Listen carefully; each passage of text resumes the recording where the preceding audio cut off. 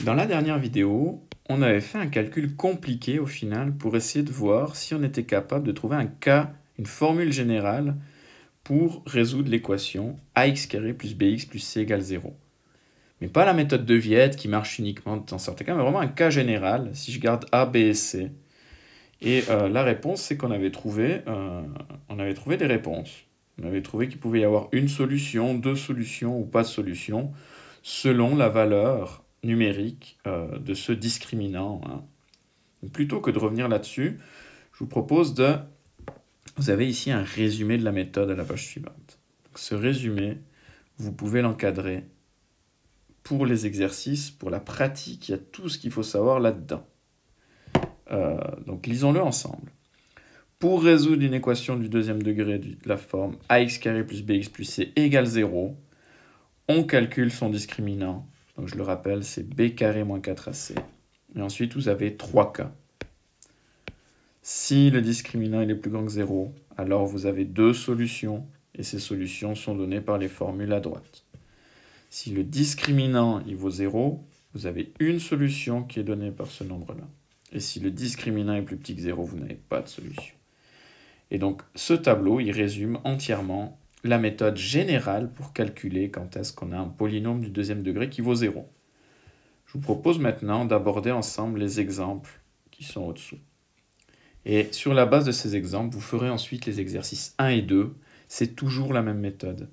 Donc, je propose qu'on fasse celle-là ensemble. Donc, plutôt, ce que j'ai fait, c'est que j'ai simplement recopié sur une autre page cette chose-là. Et prenons le premier. A. On cherche quand est-ce que f de x égale moins 2x carré plus 7x plus 5. On cherche quand est-ce que c'est égal à 0. Hein. Lisez la donnée et déterminez les zéros des fonctions. Donc, qu'est-ce qu'on peut voir? C'est pas nécessaire de l'écrire tout le temps, mais dans les premiers exercices, je pense qu'on peut le faire. A égale moins 2 ici. B égale 7 et C égale 5. À partir de ça, on peut calculer le discriminant. Je rappelle la formule, b carré moins 4ac. Ce qui va nous donner 7 au carré moins 4 fois a. A, c'est moins 2. Alors attention de bien prendre le signe des a, b, c en considération.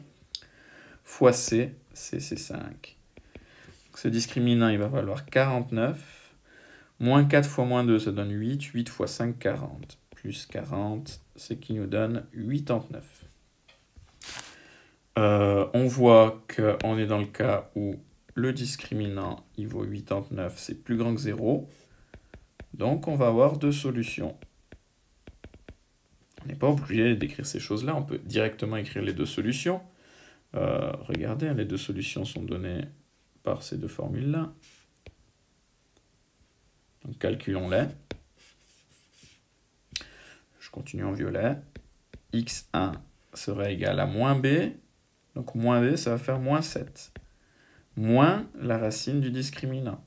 Moins la racine de 89 sur 2 fois a. A, il vaut moins 2. Donc, ouais, je l'écris 2 fois moins 2. Ce qui me donne moins 7. Alors, racine de 89, on pourrait se demander si on peut sortir quelque chose de la racine, hein, simplifier. Ce n'est pas le cas ici. Sur moins 4. Je propose quand même de... On va écrire cette solution de façon un peu plus propre, plus jolie. Il y a des moins partout, donc on met en évidence le moins en haut et en bas. Il s'annule et finalement, ça nous donne 7 plus racine de 89 sur 4. Voilà notre première solution. La deuxième solution, eh bien, c'est presque pareil, hein, c'est moins b, donc moins 7, plus la racine de 89 sur moins 4. Je propose de faire pareil qu'avant. On met un moins en évidence en haut et en bas pour qu'il s'annule, et ça fait 7 moins racine de 89 sur 4. Donc, moi, si vous m'écrivez ça comme ça, on a les deux réponses, c'est suffisant. Alors maintenant, si vous voulez faire un peu plus, on pourrait effectivement écrire que l'ensemble solution, donc toutes les valeurs de x qui jouent pour que f de x vaut 0, ce sera 7 moins racine de 89 sur 4. 7 plus racine de 89 sur 4. Mais si vous voulez, dans ce chapitre, ce n'est pas nécessaire d'écrire ça. C'est plus propre. c'est peut-être plus joli, mais moi, si vous avez vos solutions là et que vous les soulignez, c'est bon, hein. Je les vois. Pour moi, il n'y a pas d'information en plus qui est donnée en écrivant l'ensemble solution. Voilà, je propose qu'on fasse le B. Donc le B, c'était g de x égale moins 2x carré plus 6x moins 5. Donc à nouveau, on se demande quand est-ce que ce g de x il vaut 0. Donc pour le faire, A ici il vaut moins 2, B il vaut 6, C il vaut moins 5. À l'aide de ABC, excusez-moi, on calcule le discriminant. Il vaut B carré, donc 6 au carré, moins 4 fois A fois moins 2 fois C fois moins 5. Donc attention à nouveau au signe. 6 au carré, ça fait 36. Moins 4 fois moins 2 fois moins 5, il y a 3 moins. Donc le signe moins va rester. Et finalement, 4 fois 2, 8 fois 5, 40. 36 moins 40, ça fait moins 4. On constate ici que le discriminant, il est plus petit que 0. Donc discriminant plus petit que 0, on revient. Discriminant plus petit que 0, solution égale l'ensemble vide. Eh bien, on a déjà terminé. On peut simplement écrire S égale l'ensemble vide. Qu'est-ce que ça veut dire, S qui vaut l'ensemble vide? Ça veut dire que cette équation n'est jamais possible.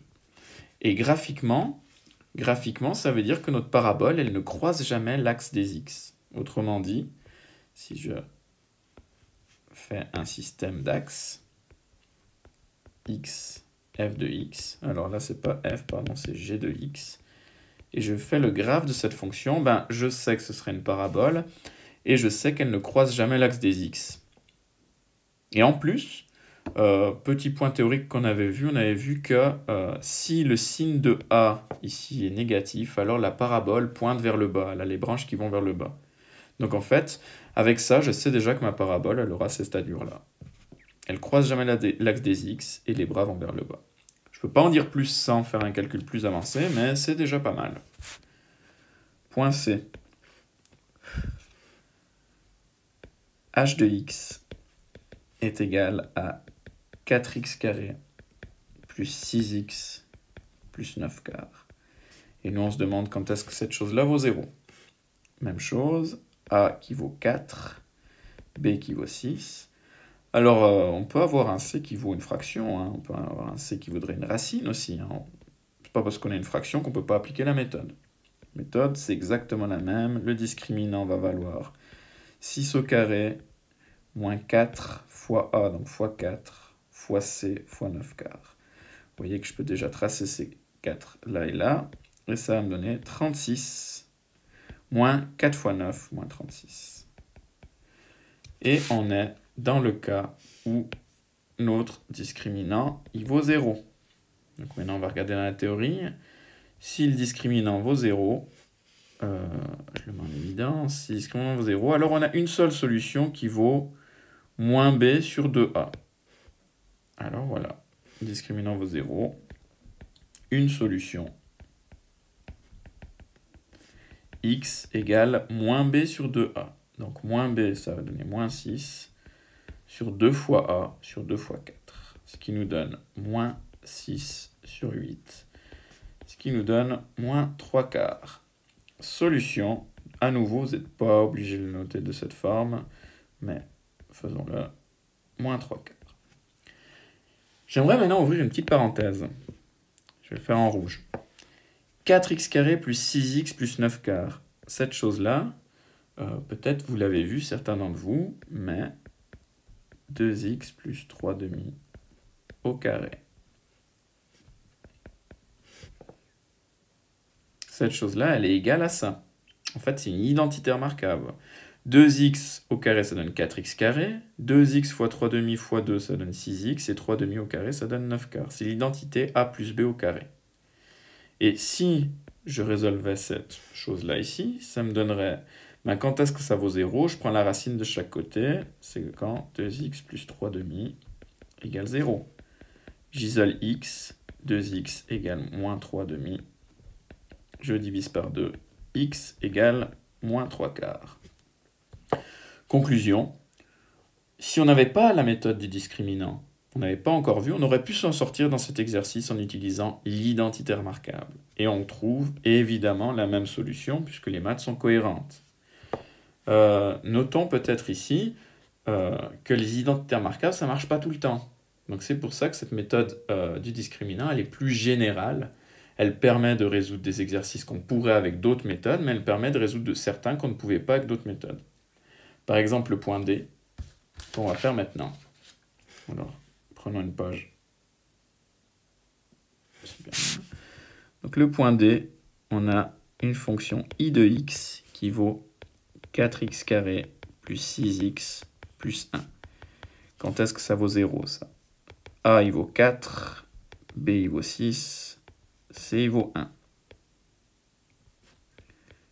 Le discriminant, b carré moins 4ac, 6 au carré moins 4 fois 4 fois 1. 36 moins 16, 20.